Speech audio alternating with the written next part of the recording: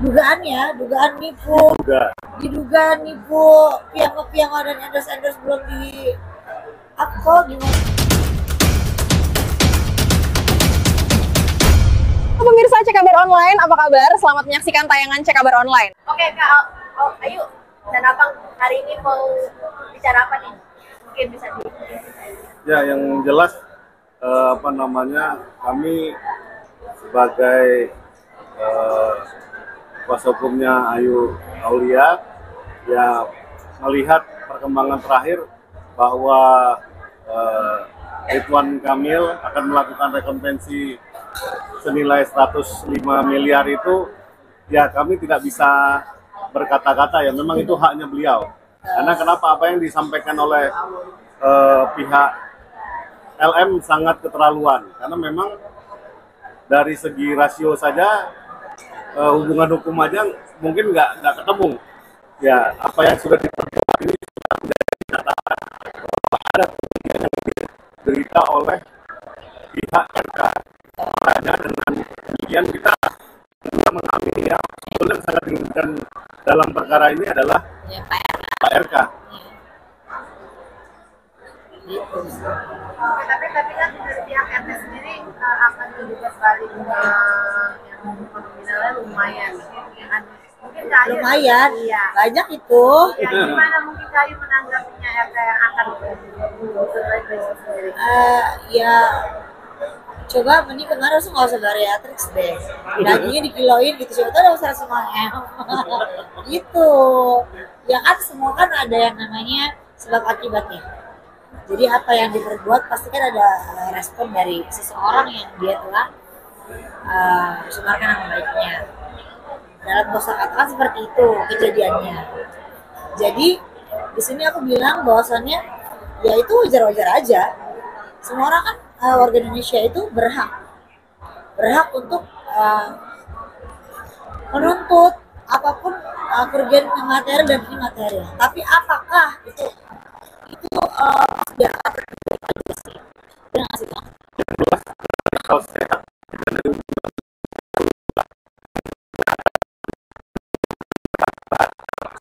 diinginkan oleh para pihak, tapi dari Ayu sendiri juga bilang dari awal bahwa sebetulnya apa yang diinginkan oleh pihak LM ini terlalu mustahil. Lebih baik harusnya ngomong baik-baik dan tidak Terlalu ribut lah ya. membuat gaduh sehingga merugikan pihak RK lebih jauh. Betul, setuju. Kata Bukti ini kan LM makin ya dibilangnya sampai bilang Jargon apa tuh? yang kemarin Anino sampai dan yes. Aduh, nggak ikutan. Oh, itu jargonnya LM ya. Kalau aku jargonnya Anino entrepreneur yes. Itu aja. tapi gimana sih? Ya makin jadi nggak apa-apa. Mungkin dia pengen jadi artis ya. Kan kalau saya sudah ada di sana dari zaman dulu ya. Jadi sekarang mau bisnis aja. Kadar 105 miliar itu udah pas nggak sih menurut kakak? Kita kan nggak tahu kerugiannya berapa beneran gitu. Apakah beneran segitu? Apakah bukan? Kan nggak tahu. Jadi aku nggak bisa ngomong dari pihak aku pas atau tidak. Tapi kalau dari menurut aku dari awal masuknya LM di PN Bandung itu dengan dia minta 16 miliar dan lain-lain, menurut aku itu juga tidak masuk di akal aku. Karena apa? Tes DNA saja belum sudah minta pertanggungjawaban gitu, menuntut ya, sudah menuntut kan, rasanya nggak adil aja gitu. Kecuali sudah tes DNA sudah benar ini anaknya atau segala macam, ya wajar meminta berapapun kan gitu ya. Nah, tadi kan sudah nyebut bicara tes DNA, tapi kan proses sudah dilakukan oleh RK sendiri. Nah, Abang sebagai kuasa dengan proses ini berjalan bagaimana? Yang jelas memang kami sangat berterima kasih dengan pihak Barreskrim ya, karena memang apa yang dilakukan oleh kepolisian markas besar itu sudah sangat baik. Luar biasa. Tahapannya cepat, ya cuman memang dalam proses dia karena kasusnya nggak cuma satu, artinya memang menunggu giliran bahwa perkara ini akan dinaikkan, ada tersangkanya atau tidak. Kalau memang bisa kita cermati ya, kalau kita dari sisi praktisi hukum, kita lihat nih, sebetulnya memang ada nggak yang benar-benar menghubungkan antara LM dan RK? Betul. Ada nggak sebetulnya? Betul. Nah itu yang sebetulnya tanpa perlu mencek ada DNA atau tidak, itu cukup membuktikan bahwa memang ada niat jahat nggak di balik itu. Nah ini yang sangat menarik. Klien saya Ayu Aulia sudah menegaskan dari awal bahwa dengan bukti-bukti yang clear bahwa sebetulnya hubungan hukumnya ini sangat-sangatlah jauh apa yang diklaim oleh LM, karena ini macam skincare overclaim ini. Overclaim ya. Kalau overclaim ini kan kadang-kadang dia agak sulit ya kita nerimanya ya. Ya. Makanya Ayu Aulia ini menegaskan posisi yang benar begini loh. Nah makanya ketika ada rekonvensi yang akan dilakukan oleh pihak Ridwan Kamil senilai 105 miliar, saya yakin pasti pihak Bapak RK akan melibatkan klien saya sebagai saksinya. Karena kenapa? Klien saya yang benar-benar melihat, mendengar dan merasakan langsung kejadiannya waktu memang ada yang dianggap ada hubungan itu. Tapi kan dari pihak awalnya kan dari pihak LM sendiri menggugat RK sendiri, dan akhirnya RK juga menggugat balik ya dengan angka yang terjangkau tadi. Ya kan? Karena Abang mungkin melihat itu dari posisi ngomongnya dia. apakah RK ini menyatakan memang meyakinkan bukan anaknya dan akhirnya digugat balik? Ya bisa jadi. Jadi kayak mungkin menurut aku nih ya, dari segi pemikiranku mungkin nggak akan bisa dibayar kan 100 miliar karena dia aja nipu, dugaan nipu, diduga nipu piang-piang dan endorse belum di apa gimana caranya untuk Menyelesaikan ya. 100.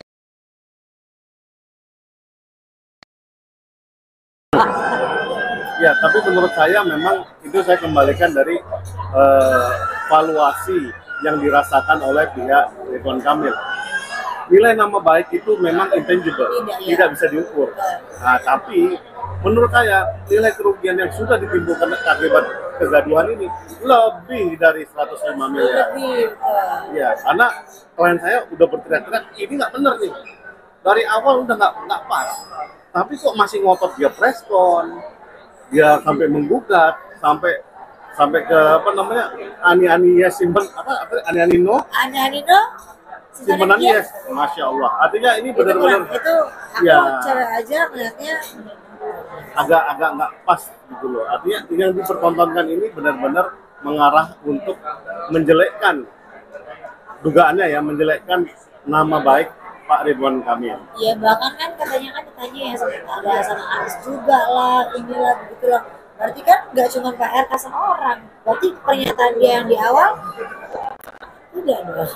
Bang, tapi kan pasti netizen menilai ini kok larinya ke perdata ya kan lari ke uang. Ini kan bicara kain dalam arti kata fitnah. Masuk itu kan ada pidana. Kenapa nggak proses? Loh kan ini kan lagi proses. Berarti ini kan membuktikan bahwasannya tidak adanya intervensi dari orang besar sekalipun mau lapor. Bahkan kemarin sudah beri keterangan tambahan, berarti sudah 3 kali Bapak RK kan? Nah, belum lagi ntar saya kali ini manggil lagi kan? Nah, jadi berarti kan itu adanya pihak Bapak Barreskrim, Mabes Polri yang sangat luar biasa fair, ditelaah dulu, dilihat dulu dan lain-lain gitu loh. Tidak hanya semena-mena langsung jebret, oh ini tersangka. Itu kan berarti adanya intervensi kan gitu. Berarti hukum kita di Indonesia benar-benar fair. Ngikutin prosedural. Ikuti aja prosedurnya. Tapi yang memang mesti dicermati adalah kenapa langkah yang diambil sama pihak LM itu bukan pidana, tapi dia menggugat. Ini bisa dipastikan bahwa sebetulnya secara material dia tidak ingin membuktikan bahwa memang ada hubungan. Kalau dia membuktikan ada hubungan, dia pasti akan melaporkan secara pidana. Menurut saya, gitu. Ya, menurut opini saya ya, pribadi ya, sebagai praktisi hukum. Kita melihat strategi yang tadi dilakukan sama tim LM ini sangat menarik. Artinya dia mengarah bukan untuk membuktikan bahwa ada hubungan hukum antara anaknya dengan si RK di pengadilan agama, tapi dia mengarahkan ke perbuatan melawan hukum.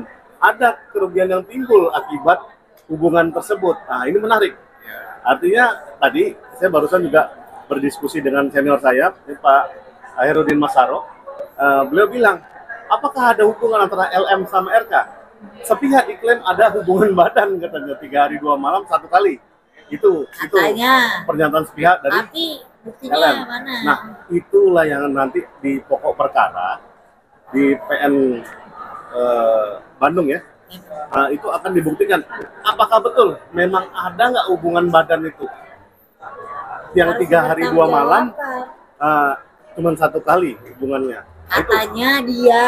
diduga ya, makanya Juga beliau ngomong begitu kan. ngomong begitu. Tapi di ininya yuk, di wawancaranya dia kan jelas itu. Iya, 3 hari 2 iya, malam iya. cuma 1 kali. Dan hanya oleh Bapak RK seorang. Dan hanya Bapak RK seorang, tidak ada orang lain sebelum-sebelumnya. Biasa. Itu Padahal kali ini penting bentar fakta lagi. itu. Bentar lagi aku jemput loh. Akhirnya kali itu. Hari Minggu ketemu.